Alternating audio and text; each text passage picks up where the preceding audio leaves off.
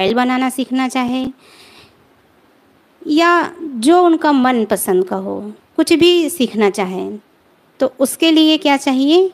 मेहनत की आवश्यकता होती है। और मेहनत केवल 1 या 2 दिन नहीं, प्रतिदिन करना पड़ता है। यदि कोई स्टूडेंट है, वो चाहता है कि मैं अच्छे नंबर से पास हो जाऊं, मेरिट लिस्ट में मेरा नाम आए, ऐसा यदि वो सोचता है तो उसके लिए क्या चाहिए? मेहनत की आवश्यकता है उसे। यदि वो विद्यार्थी सोचेगा कि मैं एग्ज़ाम पास आएगा, उसी समय 1-2 महीने तैयारी कर लूँगा और अच्छे नंबर से पास हो जाऊँगा, यदि ऐसा सोचेगा तो ये उसकी भूल है, ये असंभव है।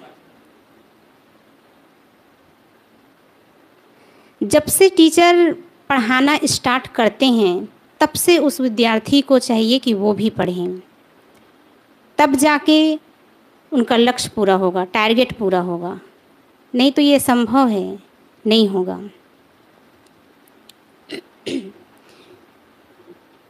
यदि कोई किसान अपने खेत में खूब मेहनत करता है, तो निश्चित है उसकी सफलता, और मेहनत नहीं करेगा तो असफल होना भी निश्चित ही है।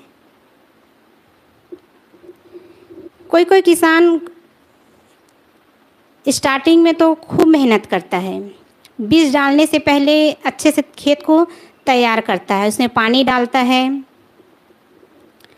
निंदाई कुड़ाई करवाता है, बीज डालने के योग्य उस खेत को बनाता है और बीज डाल भी देता है, लेकिन आगे वो देख रेख नहीं करता है,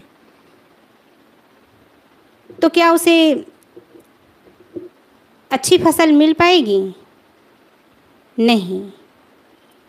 जब बीज डालते हैं तब उसमें पानी भी डालना पड़ता है, फिर पौधा उगता है। अब जब पौधा उगता है तो समय से उसमें निंदाई कुड़ाई की आवश्यकता होती है, वो सब करना पड़ता है।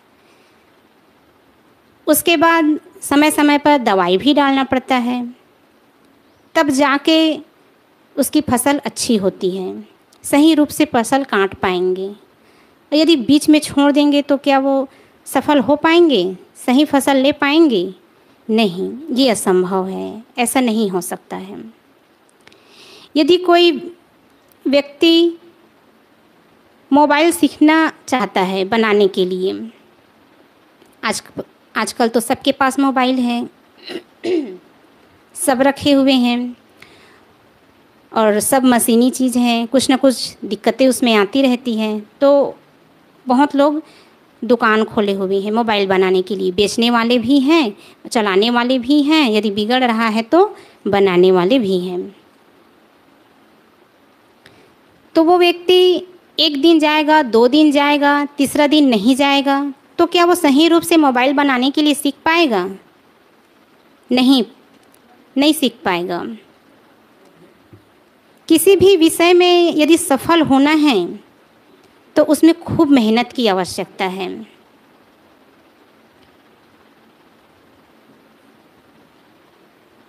यदि वह मेहनत नहीं करेगा तो वह सक्सेस नहीं होगा।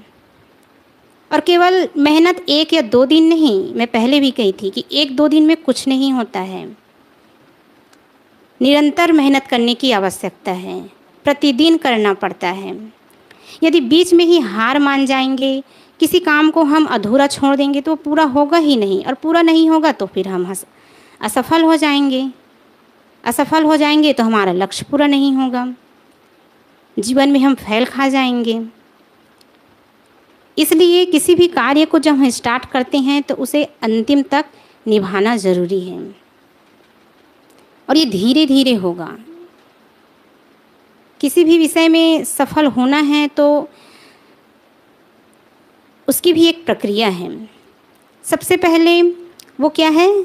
सबसे पहले अपना लक्ष्य निर्धारित करना पड़ेगा कि हमें अमुक चीज़ बनना है। चाहे कोई इंजीनियर बनना चाहता हो, चाहे कोई वकील बनना चाहता हो, या कोई नर्स बनना चाहती हो, जो बनने का मन हो, चाहे प्रोफेसर, टीचर, आजकल बहुत सारे जॉब हैं जिनके नाम भी मैं गिना नहीं पाऊँगी अभी, बहुत सारे हैं। जिसको जो पसंद है वो बनना चाहता है, तो उसके लिए सबसे पहले अपना लक्ष्य निर्धारित करना पड़ेगा कि मुझे अमुक चीज़ बनना है। फिर उस हिसाब से उसके लिए लगन चाहिए, उत्साह चाहिए, फिर उसमें मेहनत चाहिए। और 1-2 दिन मेहनत नहीं, पूरा अंतिम तक मेहनत, जब तक आप उस काम में सफल ना हो जाएं तब तक। यदि बीच में ही हार मान जाएंगे तो आप असफल हो जाएंगे। एक कारीगर की मैं कहानी आप लोगों को बताती हूँ। किसी राज्य में बहुत ही गुणवान राजा राज्य करते थे। वे राजा अपने राज्य का, अपनी प्रजा का खूब ध्यान रखते थे और साथ ही साथ उनके व्यवहार भी बहुत बढ़िया था। अन्य राज्यों के राजाओं के साथ उनका अच्छा रिलेशनशिप था। वे अपने प्रजा के लोगों की खूब मदद करते थे, दीन दुखियों का, ज़रूरतमंदों की, सबकी पूर्ति करते थे। सबके लिए करुणा, सबके लिए दया, सबको एक समान भाव से देखते थे। उनके अंदर दया, क्षमा, करुणा, सब प्रकार की भावनाएं भरी हुई थीं। वे राजा पूर्ण रूप से कहा जाए तो वे पूर्ण रूप से सद्गुण संपन्न थे। अब कोई राजा पूर्ण रूप से सद्गुण संपन्न हो, जिसके अंदर दया है, क्षमा है, लोगों की भावनाओं को समझने की शक्ति है, पूरे प्रजा को अच्छे से चला रहे हैं, तो ऐसे राजा के प्रति लोगों के मन में क्या होता है? प्रेम होता है। सबके प्रिय होते हैं ऐसे राजा। तो वे राजा सबके प्रिय थे। अपने राज्य के तो थे ही साथ अन्य राज्यों के राजाओं के, वहाँ के प्रजाओं के, सबके प्रिय थे। और अब उनके इन्हीं सद्गुणों के कारण वे बड़े फेमस भी थे सब तरफ, चारों तरफ। और इसी कारण उनके दर्शन के लिए आते थे, उनसे मिलने के लिए आते थे, दर्शन करने के लिए आते थे। और जब भी अन्य राज्यों से राजा या कोई प्रजा उनसे मिलने के लिए आते तो कुछ न कुछ गिफ्ट लेके आते, कुछ न कुछ उपहार लेके आते। कभी कोई मिठाई ले आते, कभी कोई उनके लिए प्रेम से कपड़ा ले आते, या अन्य कोई प्रेम से जो भी लाना हो सब लेके आते थे। ऐसे ही उनके दरबार में एक बार एक विदेशी मेहमान आया हुआ था। तो राजा तो व्यवहार बहुत अच्छा से करते थे, सबके स्वागत करते थे। तो उस विदेशी मेहमान का भी राजा बहुत अच्छे से स्वागत किए। वे विदेशी मेहमान खूब खुश रहते थे राजा के दरबार में रह के, और उनके यहाँ बहुत दिन तक रहे। फिर उनके जाने का समय हुआ। तो जब जाने का समय हुआ तो जाने से पहले वे विदेशी मेहमान राजा को एक पत्थर दिया। राजा को वो पत्थर बहुत पसंद आया। उन्होंने सोचा कि इस पत्थर का मैं कोई अच्छी सी मूर्ति बनवाऊंगा। यह सोचकर उन्होंने अपने मंत्री को बुलाया और कहा कि जाओ किसी कारीगर के पास इस पत्थर को ले जाओ और कोई अच्छी सी मूर्ति बनवाकर ले आओ। वे राजा उस पत्थर की मूर्ति बनवाकर उस मूर्ति को अपने दरबार में स्थापित करना चाहते थे। तो मंत्री राजा के आज्ञा पाकर उस पत्थर को लेकर कारीगर के पास चले गए। कारीगर के पास पहुंचा और कहा कि ये पत्थर मैं दे रहा हूँ और इस पत्थर के आप कोई अच्छी सी मूर्ति तैयार करके दे दीजिएगा। कारीगर ने कहा कि जी हाँ, बिल्कुल इस पत्थर का मैं मूर्ति तैयार करके दे दूँगा। उन्होंने पूछा कि कब तक चाहिए? तो मंत्री ने कहा कि एकदम जल्दी भी तो नहीं है, लेकिन जितना जल्दी हो सके आप अपने समय के अनुसार देख लीजिए, यदि जल्दी बन जाए तो और अच्छी बात है। ऐसा उन्होंने उत्तर दिया। फिर कारीगर ने कहा कि ठीक है, मैं जितना जल्दी हो सके इसे पूरा करने की कोशिश करूँगा। फिर कारीगर अपने सामग्री लेकर काम करना स्टार्ट कर देता है। अब पत्थर है और मूर्ति बनवानी है, तो मूर्ति बनाने से पहले उस पत्थर को तोड़ना पड़ेगा। तो उसके लिए क्या चाहिए? घन छीनी की आवश्यकता होती है। उसको तोड़ेंगे उसी से, घन छीनी से। तो वो कारीगर उस पत्थर को तोड़ने लगे। कई बार उसमें चोट मारा, कई बार, लेकिन वो पत्थर टूटा ही नहीं। कई बार चोट मारा। एक अंतिम प्रयास उन्होंने किया। कई चोट मारने के बाद एक अंतिम प्रयास किया, फिर भी वो पत्थर नहीं टूटा। अब वो कारीगर मन से हारने लगे। ये टूट नहीं रहा है, मैं क्या करूं, और मुझे मूर्ति बनानी है। अब जब तक पत्थर टूटेगा नहीं, तब तक तो मूर्ति बनेगी नहीं। बेचारा बहुत परेशान हो गया। मेहनत करता रहा, चोट मारता रहा, लेकिन वो पत्थर टूटा ही नहीं। अंत में उस पत्थर को मंत्री के पास ले गया और कहता है कि मैंने बहुत अभ्यास किया इस पत्थर को तोड़ने का, ताकि मैं अच्छी सी कोई मूर्ति तैयार कर सकूं, लेकिन ये पत्थर टूटा ही नहीं। ये पत्थर टूटा ही नहीं, इसलिए मैं ये मूर्ति तैयार नहीं कर पाऊंगा। क्षमा करें, मैं इस पत्थर की मूर्ति नहीं बना पाऊंगा। यह कहकर वो कारीगर उस पत्थर को मंत्री को वापस दे दिया। अब मंत्री को तो राजा ने आज्ञा दिया था कि इस पत्थर की मूर्ति बनवानी है। अब राजा का आज्ञा है तो मंत्री को ज़रूरी है इस पत्थर की मूर्ति बनवा के उसके सामने पेश करना। तो मंत्री उस पत्थर को लेकर दूसरी कारीगर के पास गया और कहा कि इस पत्थर की मूर्ति बनवानी है, कृपया आप इसे बना कर दे देते तो अच्छा होता। उन्होंने कहा जी हाँ, मैं बिल्कुल इस पत्थर की मूर्ति तैयार करके दे दूँगा। फिर वो दूसरा कारीगर अपना काम स्टार्ट कर देता है और जैसे ही एक चोट मारा, वो पत्थर क्या हो गया? टूट गया। जैसे ही एक चोट मारा और पत्थर टूट गया, और पत्थर टूटा तो फिर मूर्ति बनाना स्टार्ट कर दिए। मूर्ति बन के तैयार हो गई। अब उस मूर्ति को मंत्री को दे दिया। अब मंत्री उस मूर्ति को लेकर राजा के पास पहुंच गए। मूर्ति को देखते ही राजा बहुत ही प्रसन्न हो गए और पूछा कि ये कला किसकी है, उसे बुलाओ, वो तो इनाम के हकदार है, बहुत अच्छी मूर्ति तैयार किया है। मंत्री उस कारीगर के पास पहुंचा, उसे राजा के पास ले गया।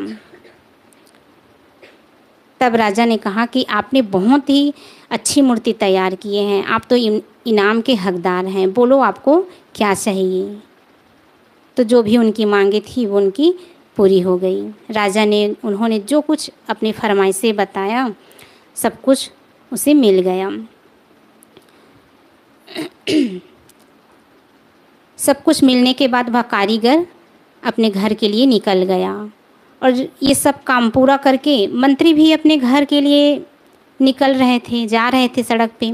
अब जाते जाते वो सोच रहा है, विचार कर रहा है कि यदि पहले वाली कारीगर ने अंतिम एक और प्रयास किया होता, एक और चोट मारा होता, तो आज इनाम का हकदार वही होता। यदि अंतिम प्रयास किया होता तो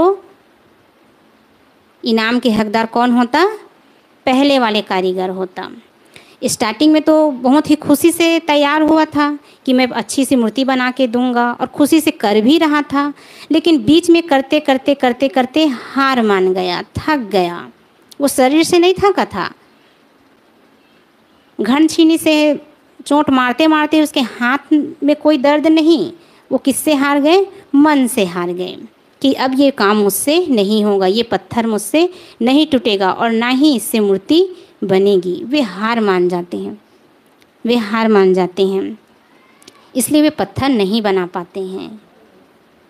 ऐसा सोचते सोचते वो मंत्री अपने घर पहुंच गया। सच में हम स्टार्टिंग में, शुरुआत में बहुत ही उत्साहपूर्वक खुशी से तैयार होते हैं किसी भी क्षेत्र में आगे बढ़ने के लिए, लेकिन धीरे धीरे धीरे धीरे हम फीका पड़ जाते हैं, जिससे हम अपने लक्ष्य तक नहीं पहुंच पाते हैं।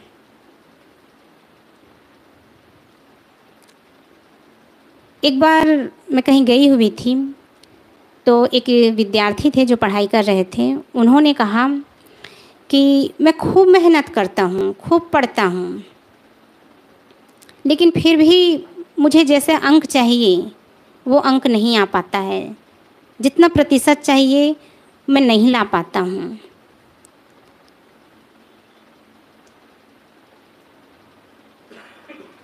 मैं खूब मेहनत करता हूँ, पूरा साल भर मेहनत करता हूँ। कुछ लोग तो एग्ज़ाम आएंगे और पढ़ाई करते हैं तो समझ में आता है कि उनको फेल होना या कम अंक आना, कम मार्क्स आना, लेकिन मैं तो पूरे साल भर मेहनत करता हूँ, लेकिन फिर भी मैं पास नहीं हुआ या कम अंक लाया, ऐसा उनका कहना था।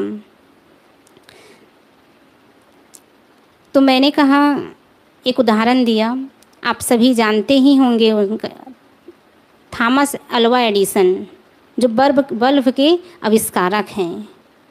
वे कितने बार असफल हुए थे? 9,999 बार असफलता प्राप्त किए थे। जब वे बल्ब के आविष्कार में सफल हुए तब उनसे पूछा गया कि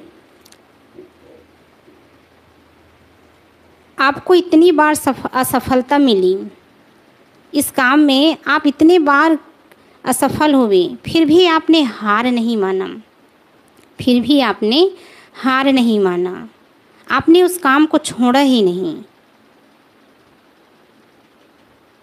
और आज आप सक्सेस हो गए। तो उन्होंने कहा कि जब मैं असफलता को प्राप्त किया तब मुझे पता चला कि मैंने कितनी बार मुझे कितनी बार असफलता मिली, और अब इस असफलता को मुझे दोहराना नहीं है। ये असफलता मेरी हार नहीं थी,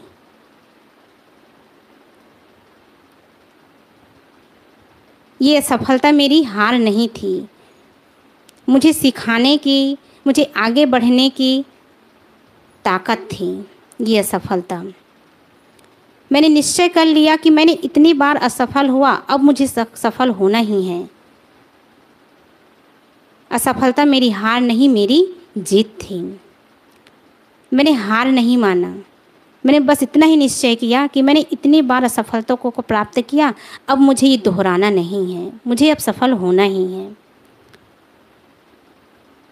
तो ऐसे ही हमारे जीवन में कई प्रकार की दिक्कतें आती हैं, चाहे पढ़ाई के विषय में हो या कई बार हम पढ़ लिख के निकल जाते हैं, तो कई बार हम इंटरव्यू दिलाने जाते हैं, उसमें भी फेल खा जाते हैं, ऐसा होता है। कई बार हम खेतों में बीज डालते हैं, जैसे चाहिए वैसे फसल नहीं हो पाती है, तो इसमें हार नहीं मानना है। हार और जीत तो लगी होती है, और जब तक आप जीवन में हारेंगे नहीं तब तक जीतने का मज़ा भी नहीं ले पाएंगे। जब तक गिरते नहीं हैं, एक छोटे बच्चे जब चलना सीखते हैं तो कई बार गिरते हैं, तब जाके सही रूप से वो चलना सीखते हैं। जीवन में कई प्रकार की दिक्कतें आती हैं, लेकिन हमें हार नहीं मानना है। बस उसमें लगे रहिए धीरे धीरे। कौड़ी कौड़ी, सदगुरु कबीर साहिब जी कहे हैं, कौड़ी कौड़ी जोड़ के पूंजी लक्ष्य करोड़। आप आजकल तो छोटे बच्चे भी आजकल अब पर्स लेके चलते हैं, लेकिन पहले क्या होता था, छोटे छोटे बच्चे के पास गुल्लक, माता पिता जानते हैं ना, जैसे बोदली कहते हैं छत्तीसगढ़ी में, एक गुल्लक खरीद कर देते थे। शायद कहीं कहीं आज भी बिकते होंगे, कहीं देखती हूँ मैं। तो उस गुल्लक में छोटे छोटे बच्चे 2 दिन में, 4 दिन में, 5 दिन में कभी 1 के सिक्का या 2 के सिक्का या 5 के सिक्का ऐसे ही डालते हैं। धीरे धीरे डालते डालते जब तक वो भर न जाए तब तक अंतिम तक उसमें डालते रहते हैं। और जब पूर्ण रूप से वो गुल्लक भर जाता है तब अंत में उसे क्या करते हैं, फोड़ते हैं। अब जब उसी 1 रुपये, 2 रुपये और 5 रुपये सबको अकाउंट करते हैं तो कितना पैसा हो जाता है, बहुत सारा पैसा हो जाता है। इसी प्रकार साहिब जी भी कहते हैं कि कौड़ी कौड़ी जोड़ कर एक दिन लाख करोड़ और अरबों की संपत्ति हो जाता है।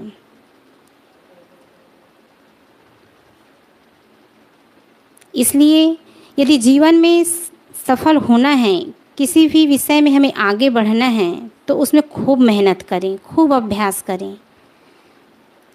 और इस प्रक्रिया को तो ज़रूर याद रखें कि सबसे पहले हमें लक्ष्य टारगेट करना है। अपना लक्ष्य, अपना टारगेट कि हमें अमुक चीज़ बनना है या अमुक चीज़ करना है, इसमें हमें सफल होना ही है। फिर उसमें लगन, उत्साह भी ज़रूरी है, खुशी से करिए और उसको अंतिम तब करिए। और फिर मेहनत, दृढ़ निश्चय करके कि मुझे इसमें सफल होना ही है और मैं होंगी ही, तभी हम उस विषय में सफल हो सकते हैं। तो सदगुरु कबीर साहिब जी की साखी है, जैसी लागी ओर की वैसे निभई छोर, कौड़ी कौड़ी जोड़ के पूंजी लक्ष्य करोड़। इंसान जिस उत्साह से किसी कार्य में लगता है, यदि उसी उत्साहपूर्वक उस कार्य में अंतिम तक लगा रहेगा तो उसकी सफलता उसमें निश्चित ही है। वे ज़रूर सक्सेस होंगे, वे कभी असफलता को प्राप्त नहीं करेगा, सफलता को ही प्राप्त करेगा। तो बस इन्हीं शब्दों के साथ मैं अपने वाणी को विराम देती हूँ और आगे भजन के लिए, क्या नाम है आपका?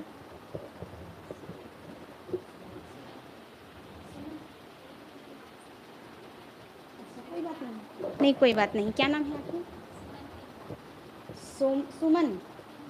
सुमन पिंजारा। आइए, हमारे यहाँ सत्संग में शामिल होने के लिए सोमन पिंजा जी आई हुई है, पिंजारा जी सा आई हुई है। आपसे मैं निवेदन करती हूँ कि आप भी अपने मधुर कर्ण से हम सबके बीच भजन रखने की कृपा करें। बोलिए सद्गुरु देव की जय, संत समाज की जय।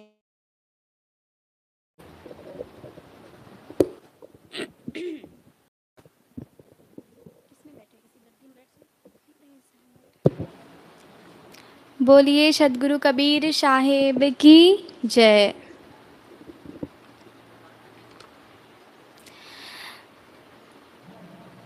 मुको कहाँ ढूंढे रे बंदे, मैं तो तेरे पास में, मैं तो तेरे पास में।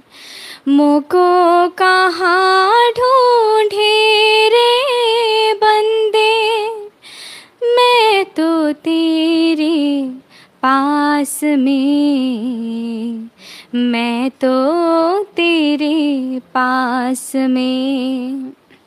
ना तीरथ में ना मूरत में, ना एकांत निवास में, ना तीरथ में ना मूरत में, ना एकांत निवास में, ना मैं मंदिर ना मैं मस्जिद, ना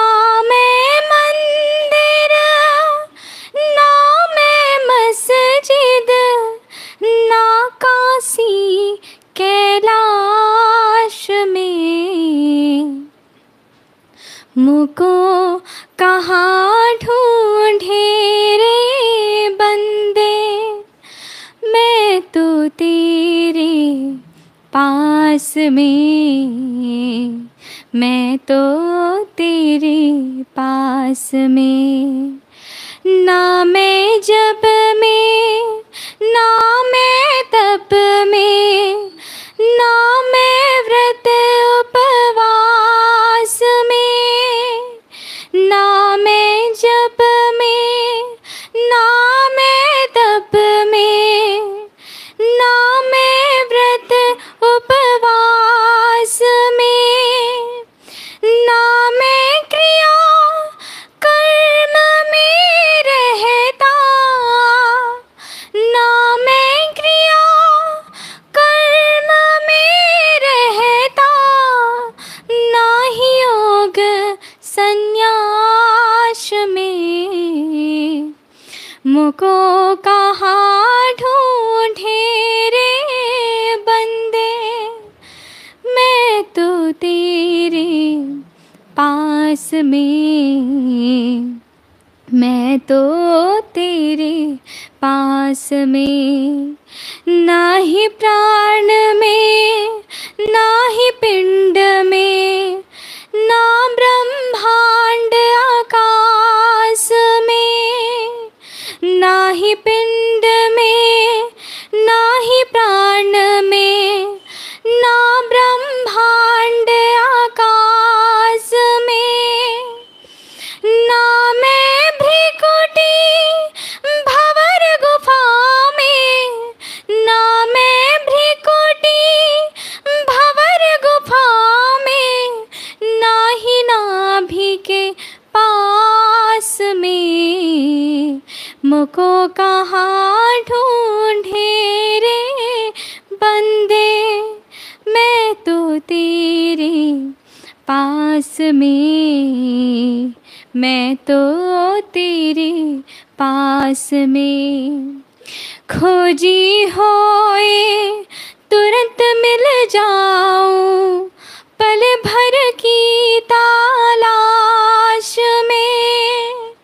खोजी होए तुरंत मिल जाऊं, पल भर की तलाश में।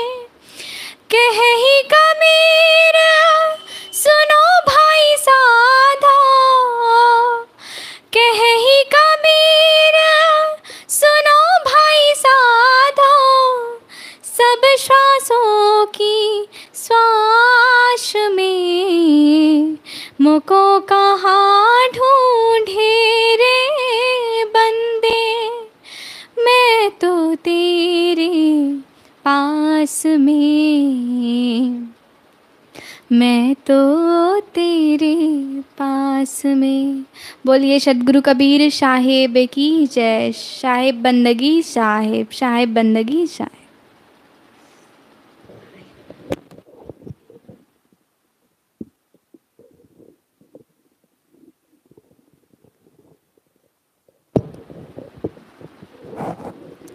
बहुत ही सुरीली आवाज़ में बहुत ही सुंदर ढंग से भजन श्रवण कर रहे थे। आपने बहुत ही बढ़िया भजन सुनाया, इसके लिए बहुत बहुत धन्यवाद। आइए अब हम विचारों की ओर चलते हैं और विचार रखने के लिए हमारे बीच श्री सुधा साहिब जी विराजमान हैं। मैं आपसे प्रार्थना करती हूँ कि आप अपने अमूल्य विचार हम सबके बीच रखने की कृपा करें। बोलिए सद्गुरुदेव की जय।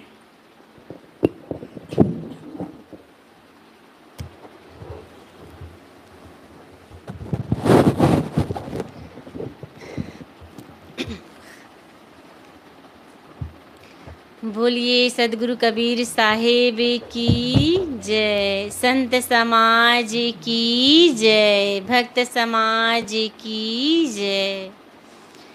मेरे मन मंदिर में विराजमान परम पूज्य गुरुदेव जी, वंदनीय संत समाज, सम्मानी भक्त सज्जनों, शक्ति और भक्ति के स्रोत, ममतामयी माताओं, मेरे लिए भी आज्ञा हुई है। आज्ञा पालन आप सभी के समक्ष निवेदन प्रस्तुत है।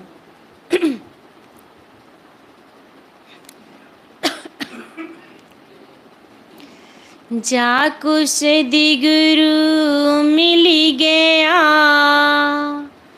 फैला परम प्रकाश। बड़े भागी सोई जानिए, जिनकी मिटी गई आस। बड़े भागी सोई जानिए, जिनकी मिटी गई आस। सुखिया रहे संसार सभी, दुखिया रहे न को। ऐसी मेरी भावना, पूर्ण करो प्रभु सोय। ऐसी मेरी भावना, पूर्ण करो प्रभु सोय।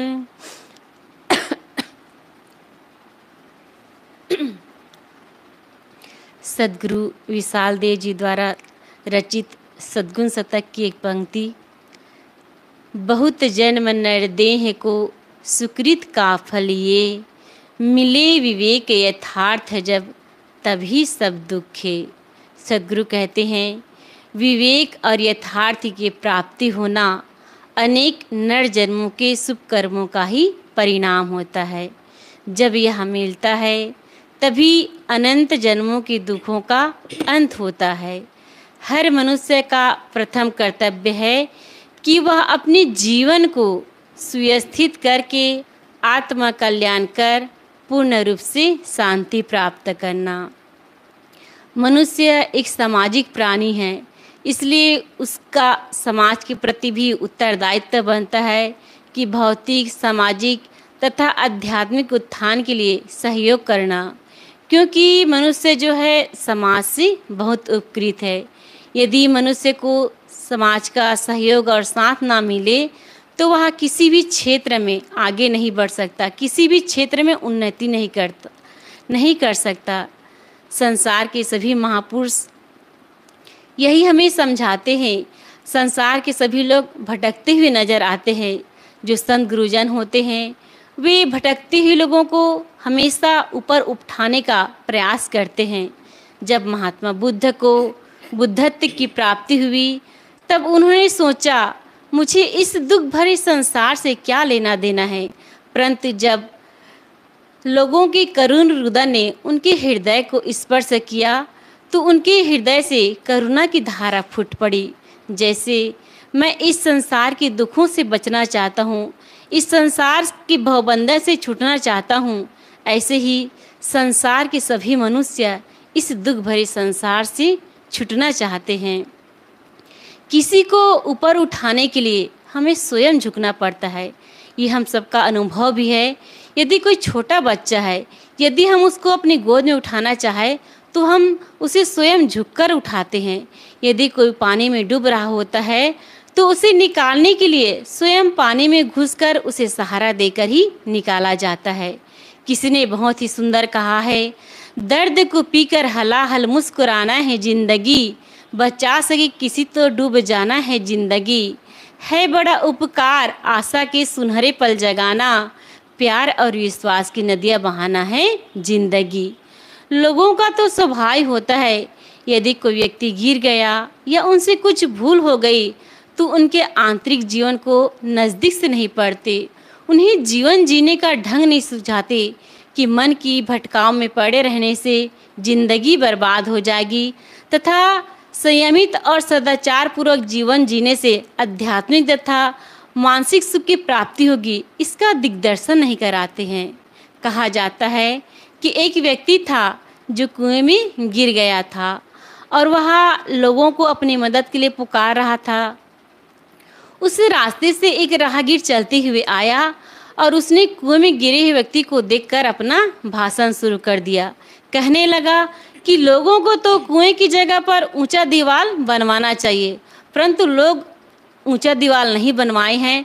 मैं इसका प्रत्यक्ष उदाहरण लोगों को बताऊंगा और दिखाऊंगा कि कुएं की जगह पर ऊंचा दीवार बनवाएं। ऐसा कहकर वह व्यक्ति वहाँ से चला जाता है।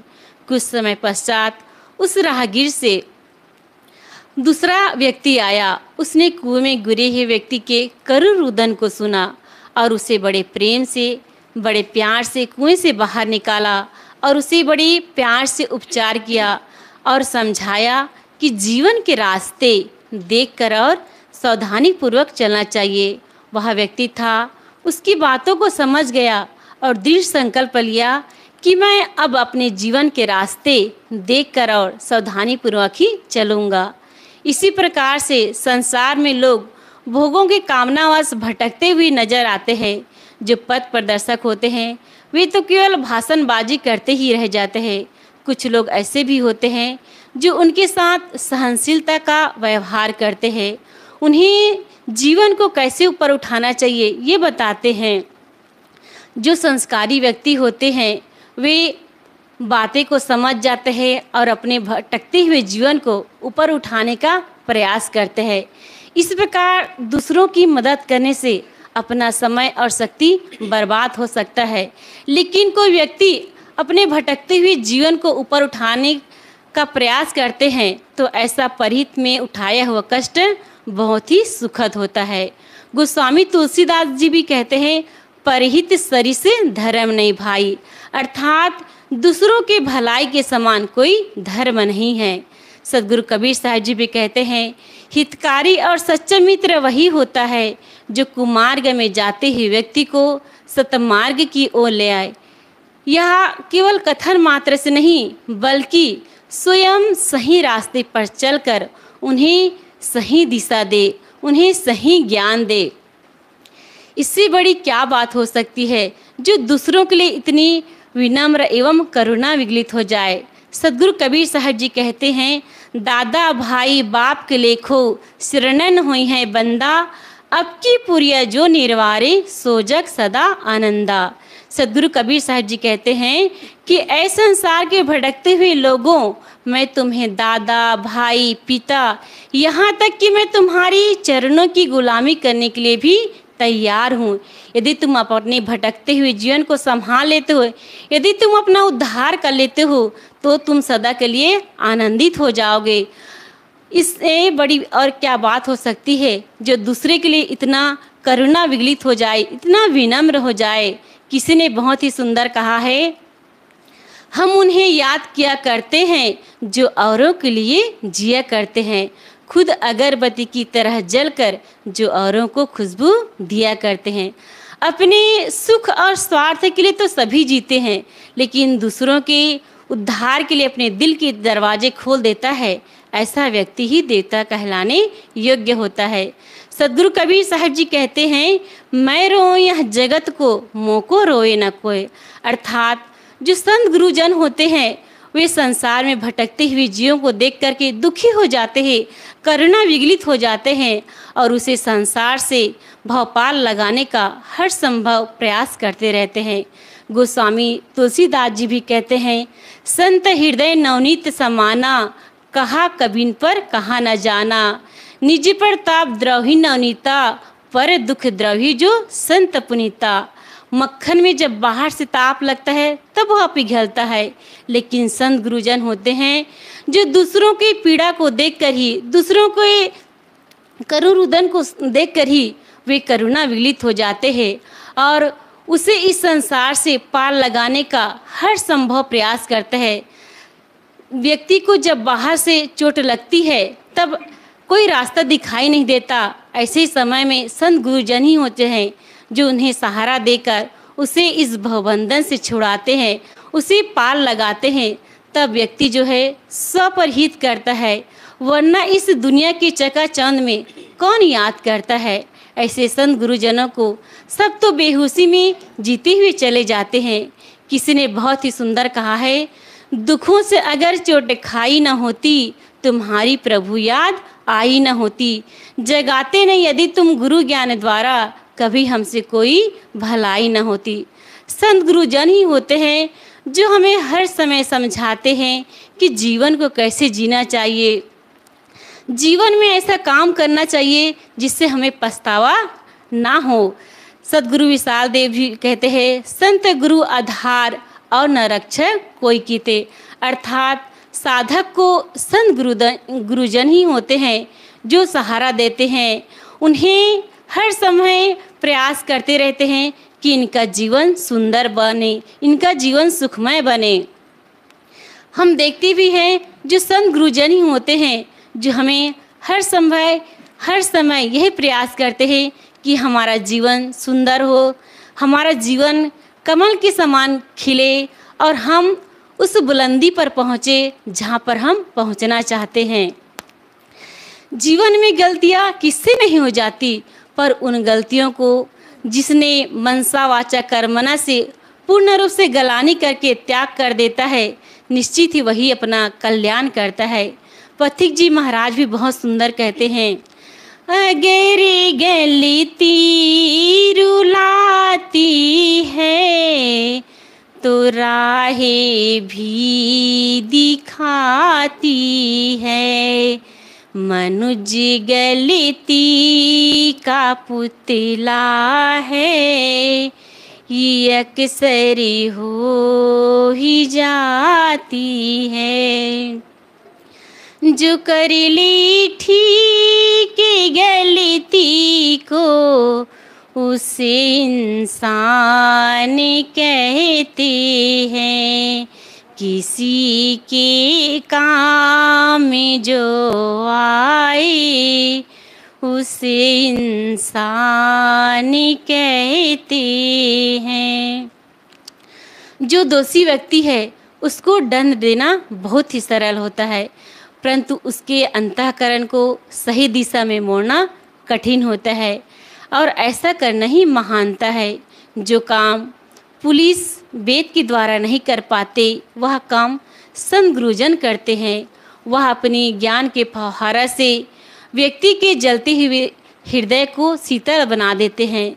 रत्नाकर जैसे डाकू को जब 70 ऋषि मिल गए तो वह वाल्मीकि बन गए। महात्मा बुद्ध ने अंगुलीमाल जैसे हत्यारा को भिक्षुक बना दिया।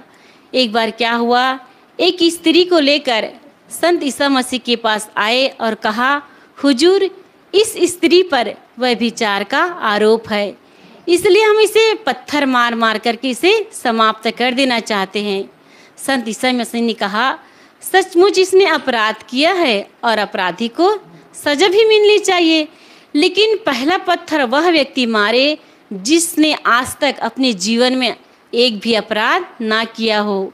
जितने लोग हाथों में पत्थर लेकर खड़े थे, सभी के हाथों से पत्थर नीचे गिर जाते हैं और सभी अपना सिर झुका करके वहाँ से चले जाते हैं। तब संत ईसा मसीह ने उस स्त्री को बड़े प्यार से समझाया, बहन जीवन में गलती हो जाना स्वाभाविक है, पर उन गलतियों को मनसा वाचा कर्मणा से त्याग कर देना ही मनुष्यता है। वह स्त्री अपने आप को पश्चाताप के आंसू से धो डालती है और पवित्र जीवन जीने की दृढ़ संकल्प लेती है। पिंगला वेश्या थी, जब तक वह पर पुरुषों में आसक्त थी तब तक वह दुखी और बेचैन थी।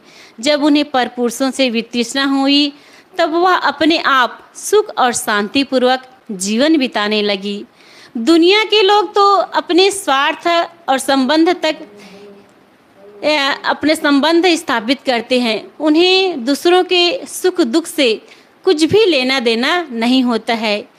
किसी ने बहुत ही सुंदर कहा है, सुख में तेरे साथ चलेंगे, दुख में सब मुख मोड़ेंगे, दुनिया वाले तेरे बनकर तेरा ही दिल तोड़ेंगे। हम देखते भी हैं संसार के लोग सिर्फ संबंध कब तक स्थापित करते हैं जब तक उसको सुख और शांति मिलती है, लेकिन जैसे ही किसी के जीवन में दुख आता है तो वे अपना मुख मोड़ लेते हैं। लेकिन हमारे मन में मोह का लाशा ऐसा चिपका हुआ होता है कि हम उसे छुड़ा नहीं पाते। चाहिए तो यह कि हम उस मोह के लाशे को नैराश्य की धूप में इतना सुखा दे कि वह अपने आप ही छट जाए, अपने आप ही निकल जाए।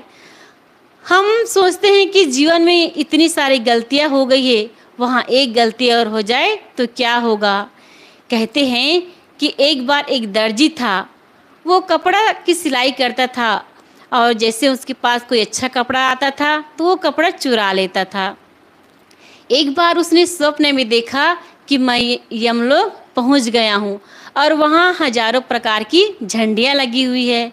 तो जो दर्जी था उन्होंने यमदूतों से कहा कि यहाँ पर इतने प्रकार की झंडियां क्यों लगी हुई है।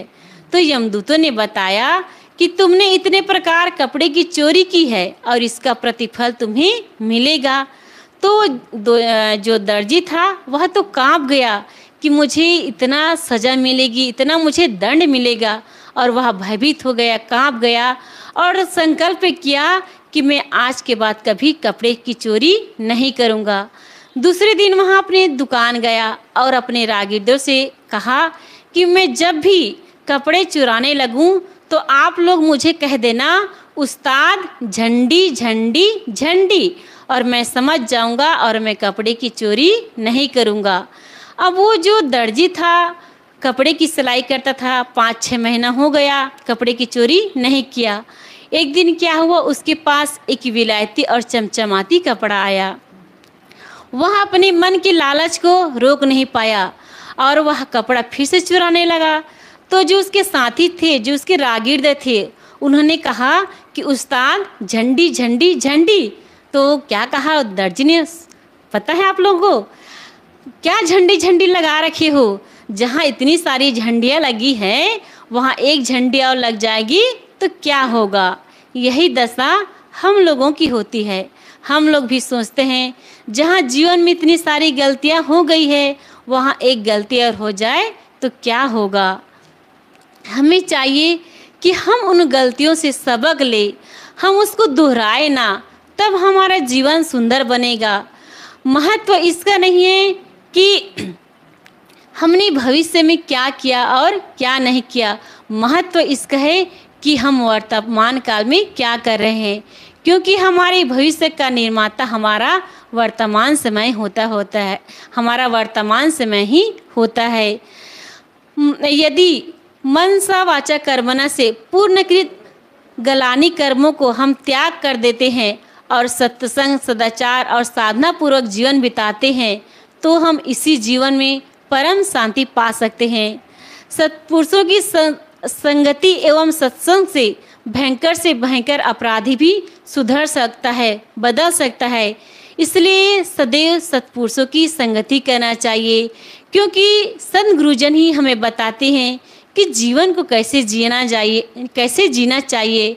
वे हमें बताते हैं कि हमारे जीवन में हम ऐसा काम ना करें जिसे हमें पछताना पड़े, लेकिन हम लोग वही गलतियां दोहराते हैं, इसलिए हमें पछताते हुए संसार से जाना पड़ता है। हम सबको चाहिए कि हम जो मानव जीवन मिला हुआ है उसका सही उपयोग करें, हम अपने समय का दोहन करें, क्योंकि यह समय हमें बार बार मिलने वाला नहीं है। आज हमें सुंदर शरीर मिला है, सुंदर यह मानव का शरीर मिला है, सुंदर समय मिला हुआ है, सुंदर इंद्रियां मिली हुई है। यदि हम सुंदर समय को पाकर भी अपना आत्म कल्याण का काम नहीं कर पाए तो हमसे अभागा कोई हो ही नहीं सकता। फिर पशु हमारे में क्या अंतर है? पशु बेचारे तो सिर्फ खाते पीते और भोग तक ही सीमित रह जाते हैं, लेकिन मनुष्य के पास विवेक और विचार की शक्ति है।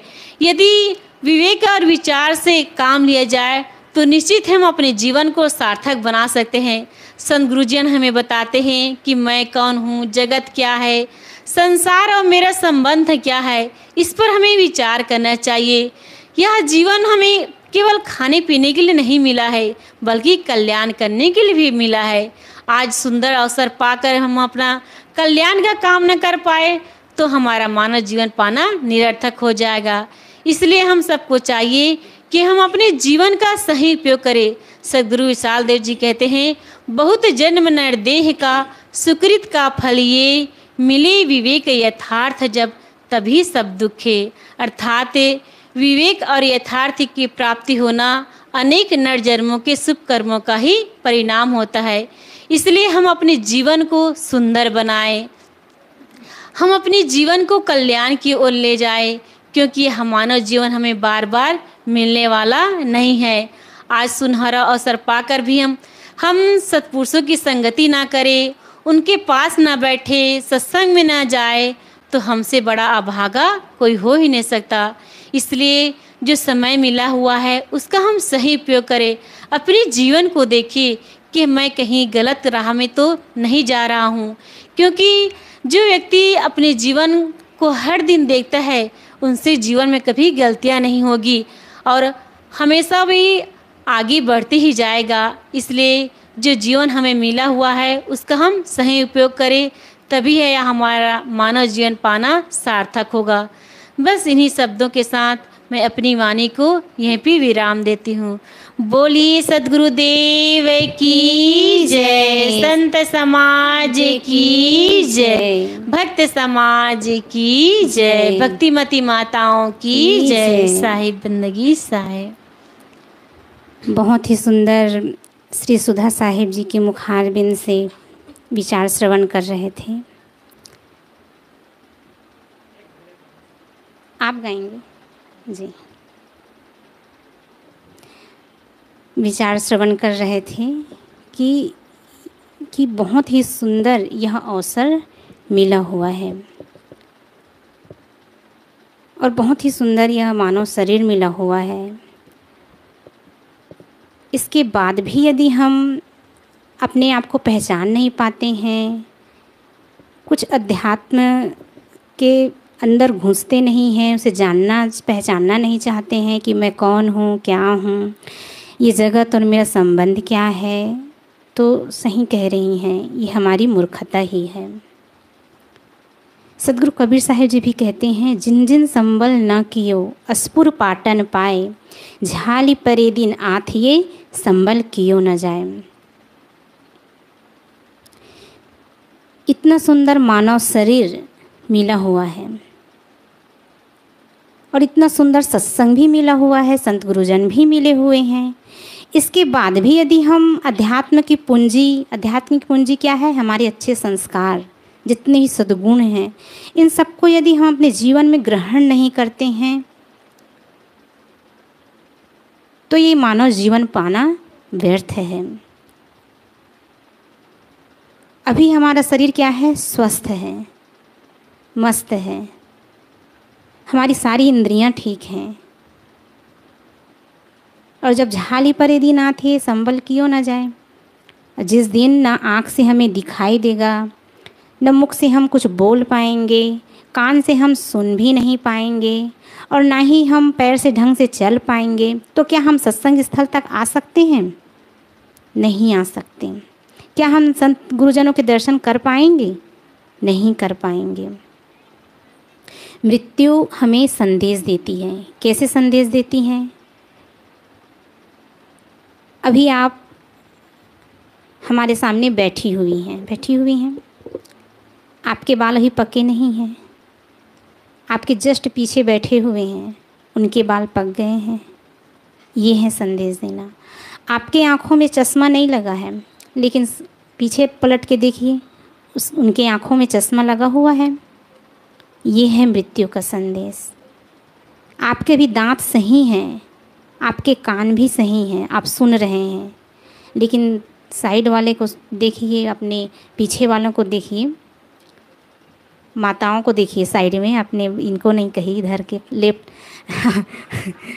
माताओं को देखिए, किसी को ढंग से सुनाई नहीं दे रहा होगा, थोड़ा बहुत सुनाई दे रहा होगा तभी आई भी हैं। कुछ लोग माताएं ऐसी हैं जिनको सुनाई देता ही नहीं है, कम से कम देखूंगा, दर्शन करूंगा या करूंगी, इसीलिए आ जाते हैं। तो कितना सुंदर यह अवसर मिला हुआ है, कितना सुंदर यह मानव शरीर मिला हुआ है। इसके बाद भी हम सत्संग में नहीं जाते हैं, संत गुरुजनों द्वारा जो ज्ञान की बातें हैं उन्हें नहीं सुनते हैं, तो यह मानव जीवन पाना व्यर्थ है। हमें इस जीवन को व्यर्थ नहीं, क्या बनाना है? सार्थक बनाना है। और सार्थक बनाने के लिए हम कहाँ जाएं? संत गुरुजनों के पास जाएं, सत्संग में जाएं। दर्द की एक टेबलेट पूरे शरीर के ठीक कर देता है, पूरे शरीर के दर्द को ठीक कर देता है। और सत्संग की एक दो शब्द यदि हमने ग्रहण कर लिया, हमें लग गया, तो हमारे पूरे जीवन को ठीक कर देता है। इसलिए सत्संग ज़रूरी है। तो आइए एक भैया जी भजन गाएंगे। क्या नाम है? क्या नाम? खेमलाल जी, बरेली से आए हुए हैं श्री खेमलाल जी।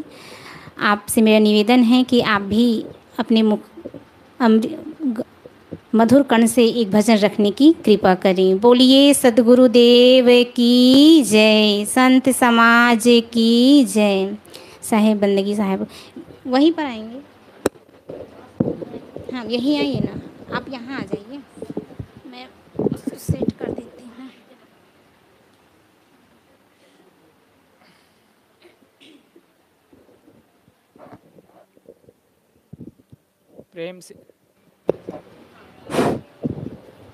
प्रेम से बोलिए सद्गुरु कबीर साहेब की जय, संत समाज की जय, आज की आनंद की जय। साहेब बंदगी साहेब, साहेब बंदगी साहेब।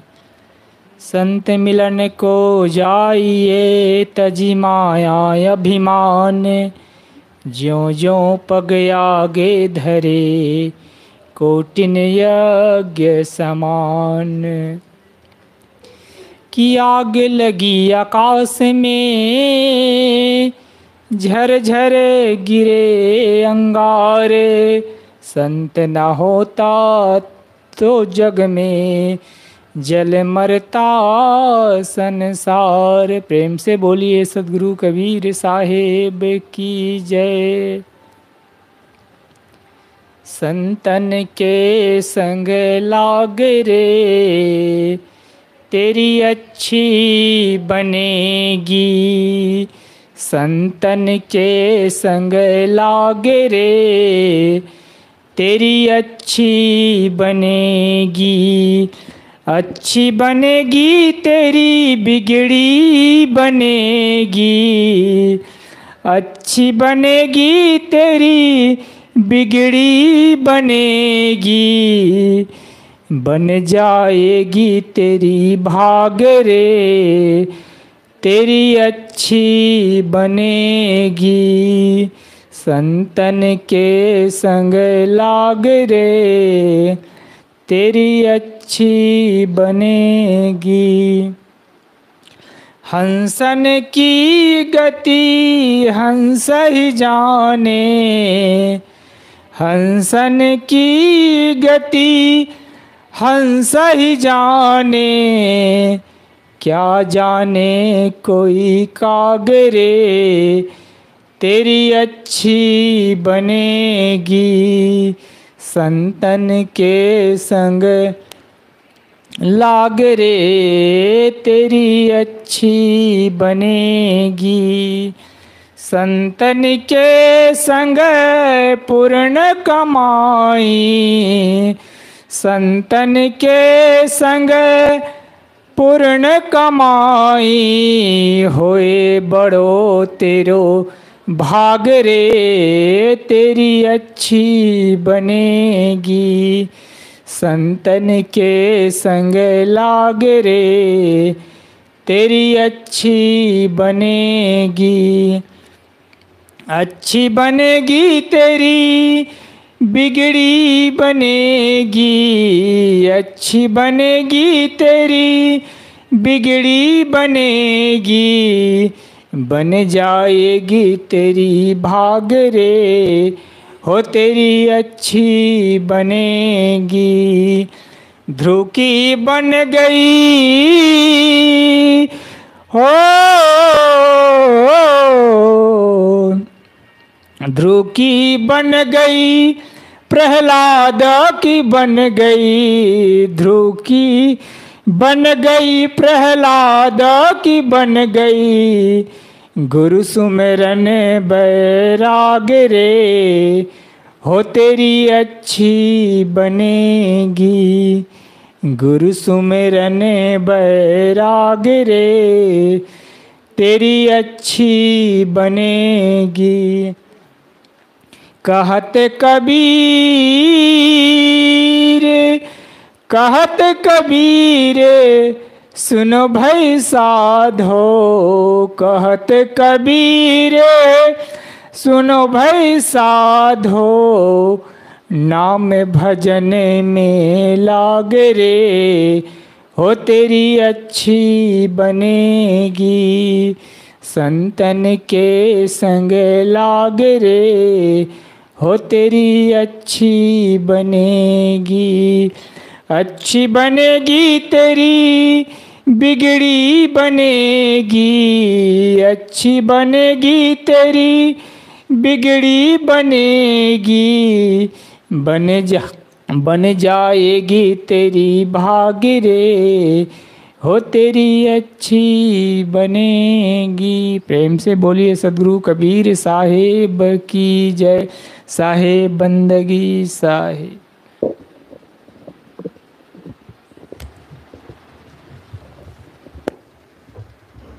बहुत ही सुंदर भजन श्रवण कर रहे थे। आइए अब इस सत्संग की समाप्ति के पहले श्रद्धेय श्री अंजनी साहेब जी से मैं प्रार्थना करती हूँ कि आप भी एक भजन सुनाने की कृपा करें। बोलिए सद्गुरुदेव की जय, संत समाज की जय।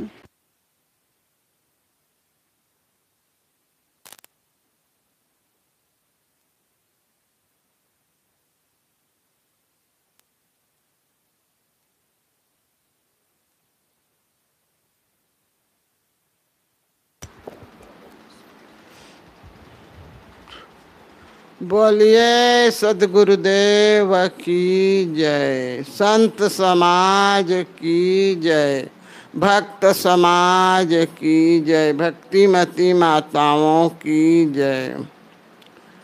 गुरु बिन ज्ञान न उपजे, नहीं अज्ञान विनाश, बंदो गुरुवर देव को, जिनसे भ्रमत नाश। गुरु दरियाओं में नहाना हो, जाके दूर मति भागे। गुरु दरियाओं में नहाना हो, जाके दूर मति भागे।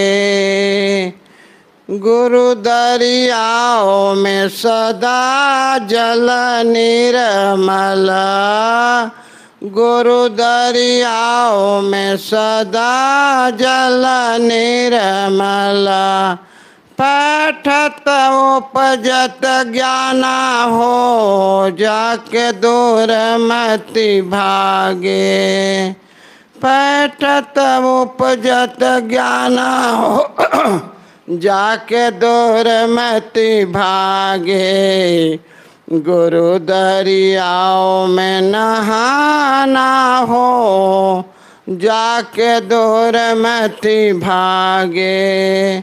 जब लख गुरु दरियावन पावे, जब लख गुरु दरियावन पावे, तब लख फिरत भुलाना हो, जाके दूर मति भागे।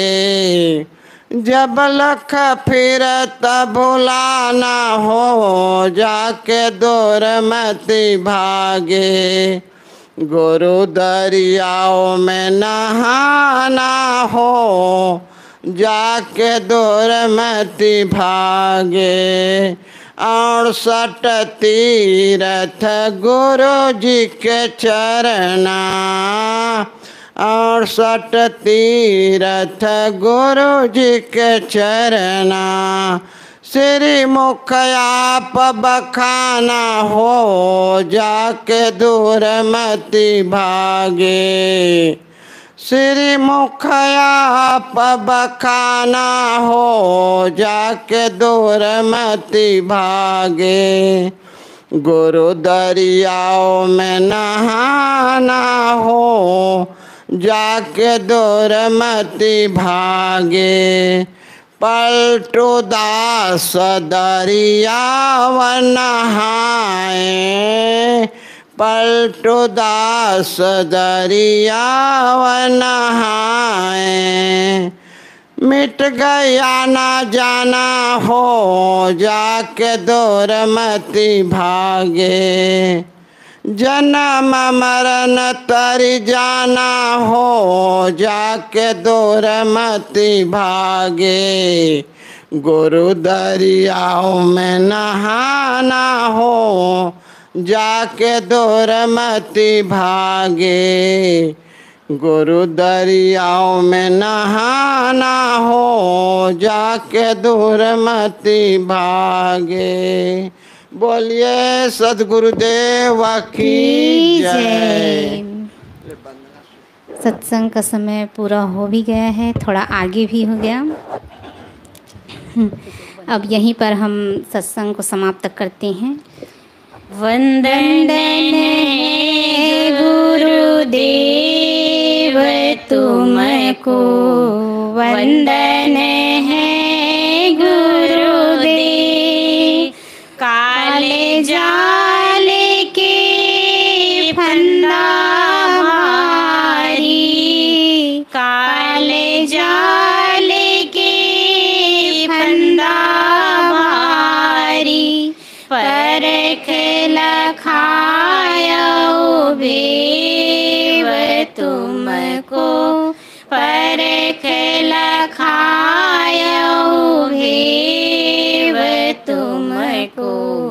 वंदन है गुरुदेव, वंदन है गुरुदेव तुमको, वंदन है गुरुदेव।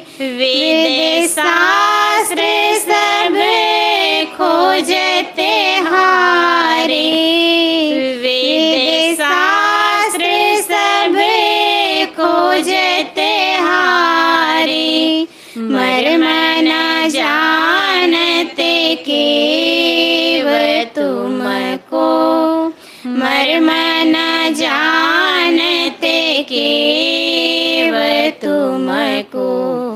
वंदन है गुरुदेव, वंदन है गुरुदेव तुमको, वंदन है गुरुदेव। गुरु समान और को दाता, गुरु समान और को दाता।